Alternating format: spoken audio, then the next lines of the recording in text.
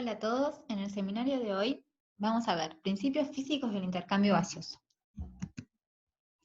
Como vimos, la respiración tiene una función principal en lo que es para proporcionar oxígeno a los tejidos y retirar el dióxido de carbono.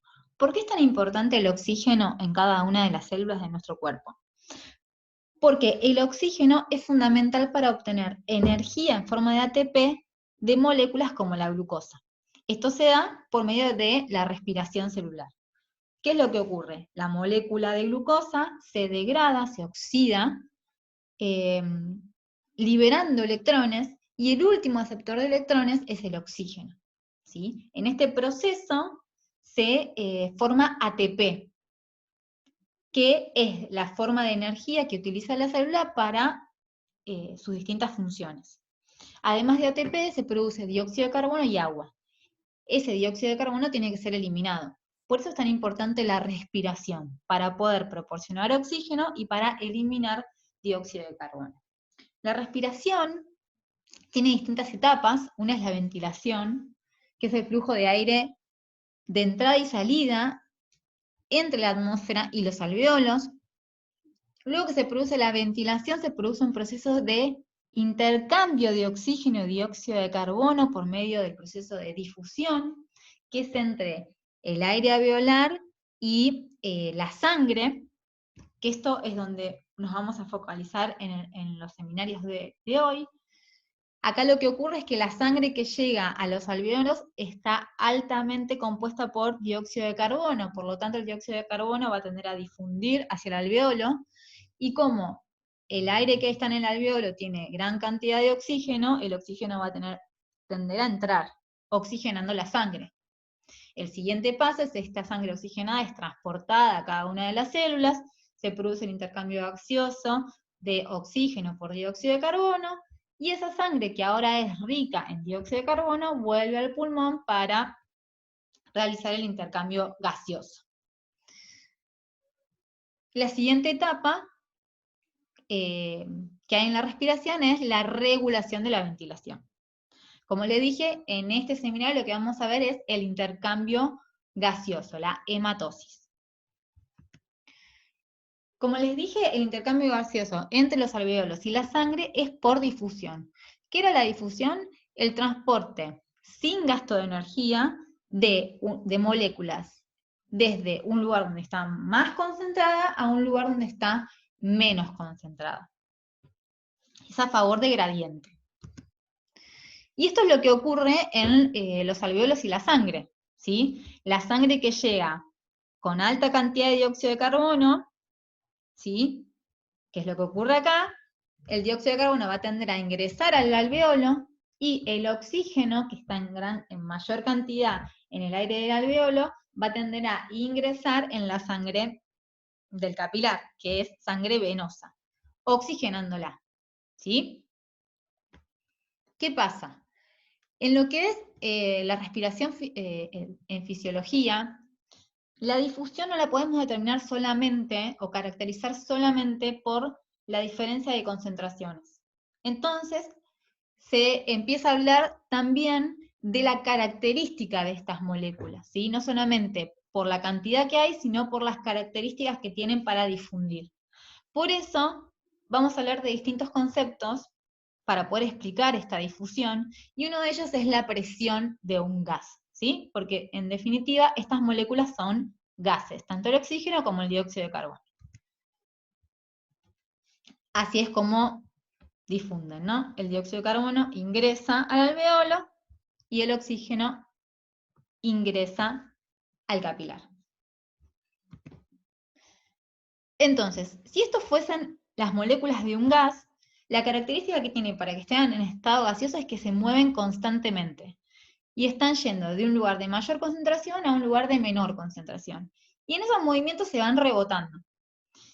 Además de rebotar entre sí, rebotan sobre las superficies de recipiente que las contiene, ¿no? La fuerza de estos rebotes sobre las superficies es lo que se conoce como la presión de ese gas. Ahora, si la cantidad esta la reducimos a más de la mitad de estas moléculas, los impactos que va a tener sobre la superficie van a ser menor. Por lo tanto, la presión va a ser menor. Por eso se dice que la presión de un gas es directamente proporcional a la concentración de las moléculas del gas. Ahora bien, supongamos que hay una mezcla de gases, ¿sí? Que hay 3 gases, 3 moléculas de gases distintos. ¿Cómo puedo contabilizar la presión total de ese gas? Y la presión total de ese gas se va a explicar por la sumatoria de las presiones alveolares de cada una de las moléculas distintas de ese gas, ¿sí?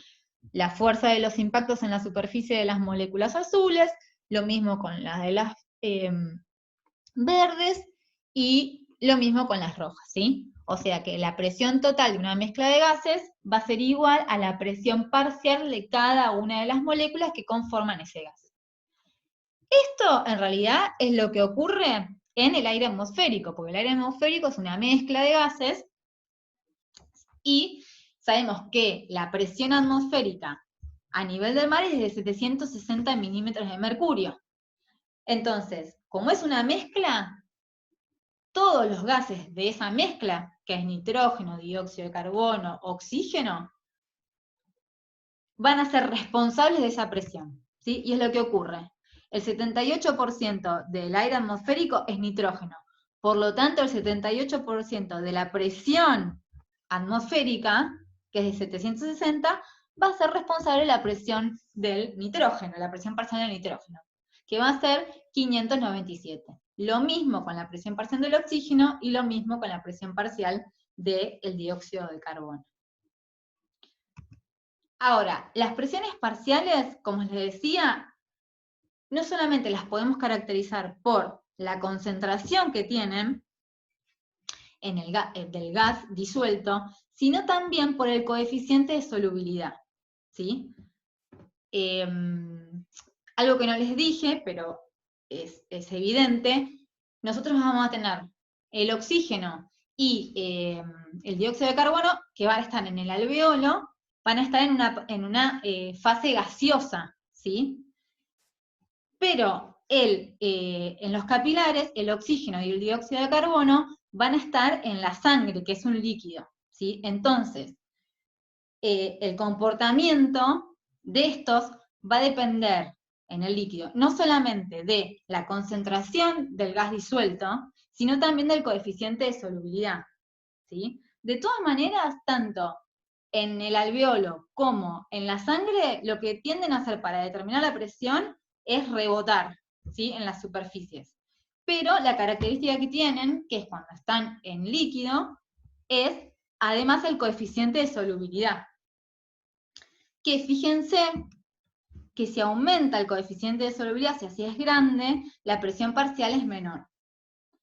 Y si vemos, esto no lo dije yo, lo dice la ley de Henry, y si vemos, el dióxido de carbono es 20 veces más soluble que el oxígeno, ¿sí? Bueno, entonces, ahora con todo esto que vimos, podemos decir que la difusión neta no solamente va a depender de la concentración, sino también de las características de las moléculas. Entonces vamos a decir que la difusión neta va a estar determinada por las diferencias de las presiones parciales de la molécula entre el aire alveolar y la sangre del capilar, ¿sí? Por ejemplo, el oxígeno, la presión parcial del oxígeno en el alveolo va a ser mayor que la del capilar, que tiene sangre venosa. Y la presión parcial del dióxido de carbono va a ser mayor en la sangre venosa que en el alveolo. Por lo tanto, la dirección va a ser la siguiente. Y además de la dirección en donde se van a mover, también es muy importante con qué velocidad, ¿sí? Que esto lo vamos a ver más adelante. Pero no solamente es importante en qué dirección se van a mover, que va a ser de presión mayor, presión parcial mayor a presión parcial menores, sino también con qué velocidad. Bueno, una vez visto esto, de cómo se mueve el oxígeno, el dióxido de carbono en el intercambio gaseoso que se produce en el alveolo y los capilares, vamos a caracterizar un poco el aire de los alveolos. Que el aire de los alveolos tiene unas concentraciones bastante distintas a lo que es el aire atmosférico, ¿no? ¿Y esto por qué es? Porque cuando ingresa el aire, en las vías aéreas, el líquido que las recubre se evapora. ¿Por qué? Porque aumenta la temperatura, pues estamos a 37 grados. Y ese vapor de agua va a generar una presión de vapor de agua, que es de 47 milímetros de mercurio. Entonces, si vemos, hay una diferencia entre el aire atmosférico y el aire que ingresa a las vías, ¿no? Fíjense que la presión parcial del agua en el aire atmosférico es muy bajita y es, como les dije, de 47 milímetros de mercurio cuando ingresan las vías aéreas. Como el aire atmosférico y el aire humidificado tienen que tener la misma presión, este aumento de la presión de vapor hace que se diluyan, digamos, las presiones parciales del oxígeno y del nitrógeno, ¿sí? Por eso se las ve que están disminuidas. Y fíjense que también hay una diferencia entre lo que es el aire alveolar, o sea, tenemos el aire que se humidifica, ¿sí? Y cuando llega a los alveolos, vemos que sigue teniendo algunas diferencias con respecto al aire atmosférico. Y las podemos explicar por varias razones. Bueno, esta que es la de la presión del vapor de agua, es básicamente por la evaporación de los líquidos de las superficies de las vías aéreas, que es de 47 milímetros de mercurio. Ahora, fíjense cómo la presión parcial del dióxido de carbono aumentó, ¿sí? Y la presión parcial del oxígeno disminuye. ¿Y esto por qué es? Porque hay un continuo, es por varias cosas, pero hay un continuo intercambio de dióxido de carbono por oxígeno, o sea, se libera oxígeno, o sea que en el aire alveolar va a haber más cantidad de dióxido de carbono, y ingresa oxígeno al capilar, o sea que va a haber menos cantidad de oxígeno, por lo tanto, menos presión parcial de oxígeno, ¿sí? Y además de esto,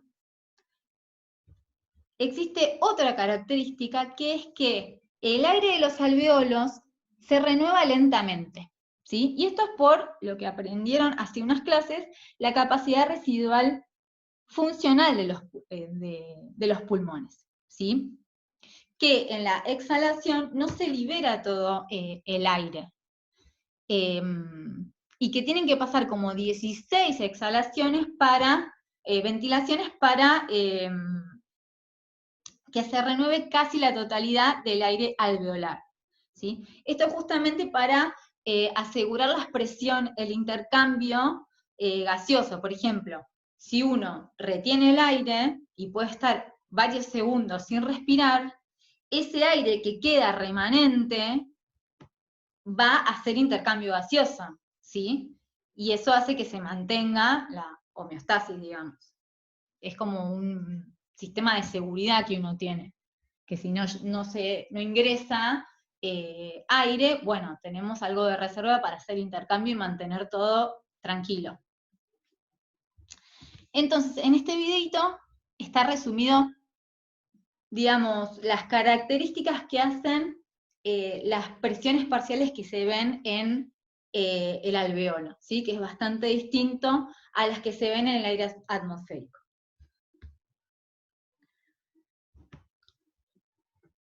Bueno, por un lado dijimos que la presión parcial del vapor va a ser de 47 milímetros de mercurio, y esto se debe porque se humidifica el aire, ¿sí? Fíjense, estas son las moléculas de agua, ¿sí? De vapor de agua. Allá.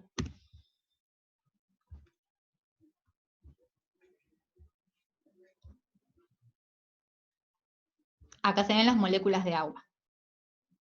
Por otro lado, hay continuo intercambio de moléculas de oxígeno y de dióxido de carbono. Fíjense, este es el capilar que entra con sangre venosa, ¿sí? Y hay intercambio de dióxido de carbono que sale y ingresa oxígeno, ¿sí?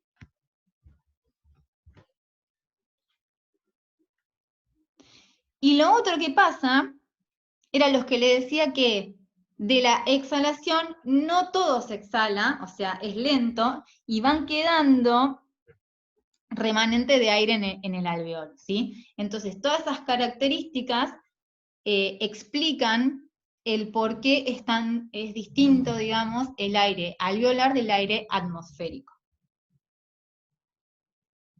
¿Sí? Fíjense cómo queda ahí el aire, y se va intercambiando de a poco, digamos.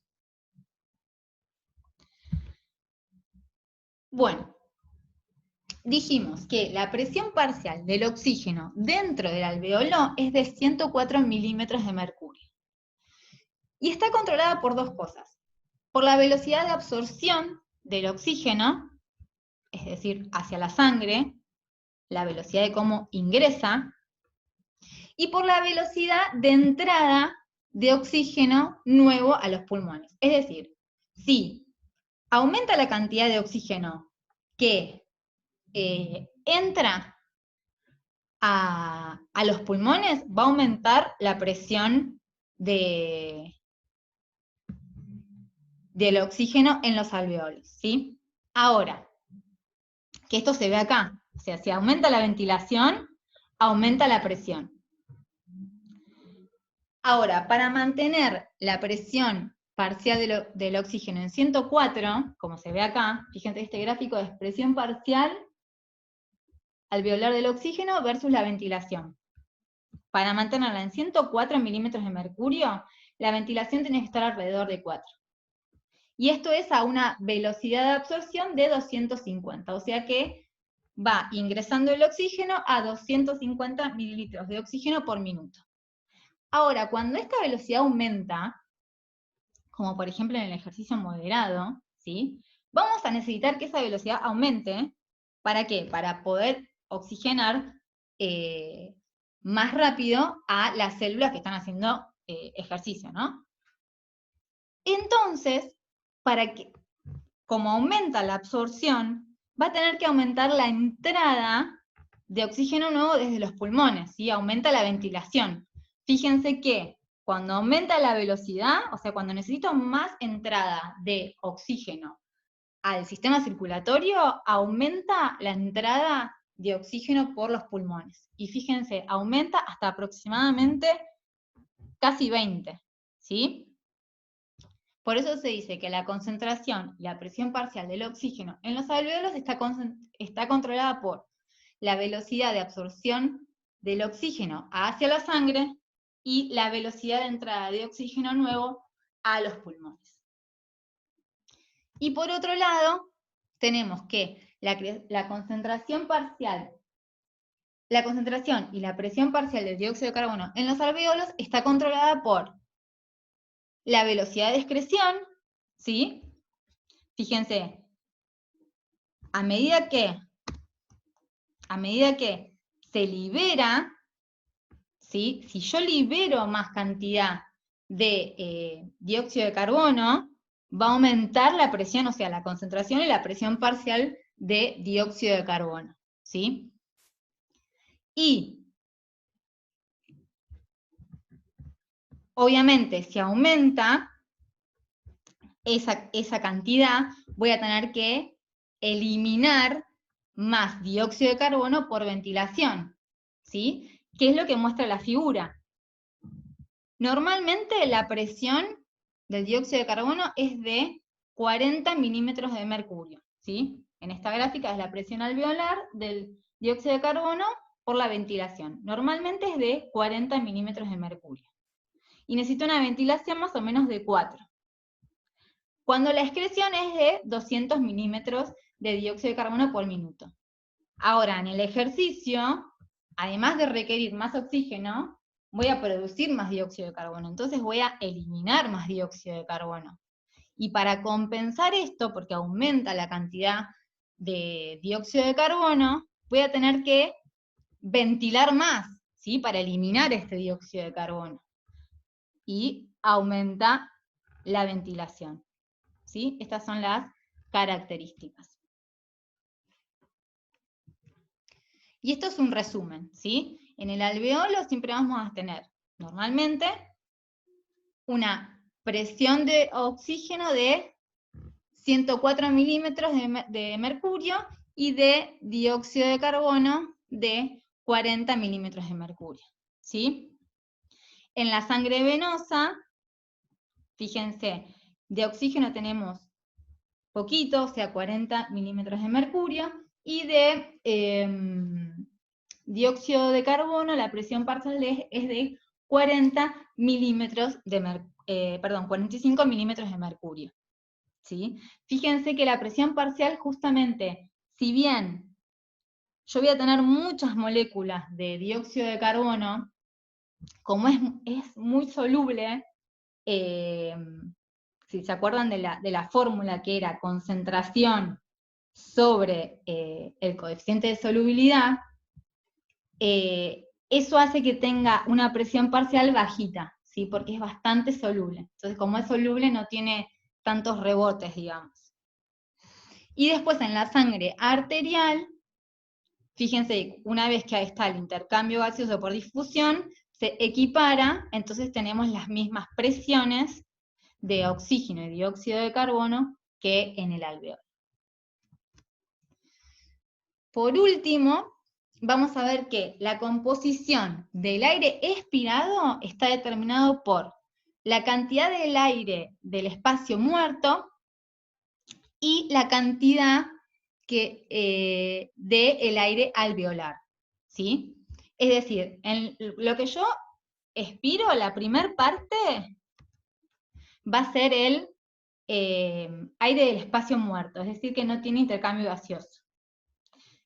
Luego va a haber una mezcla entre el aire del espacio muerto y el aire alveolar. Y después, a lo último, voy a tener lo último que expiro va a ser el aire alveolar. Fíjense las presiones, tanto de oxígeno como de dióxido de carbono, ¿sí? El oxígeno en el aire del espacio muerto va a ser alto, mientras que va a ser muy bajito el del dióxido de carbono. Y después se va equiparando, y en el aire alveolar voy a tener las presiones que hay justamente en el aire alveolar, de unos 104 de presión parcial de oxígeno, y de unos 40 y pico de dióxido de carbono, ¿sí? Bueno, en la siguiente parte vamos a ver la membrana respiratoria y vamos a ver el coeficiente de ventilación y de perfusión.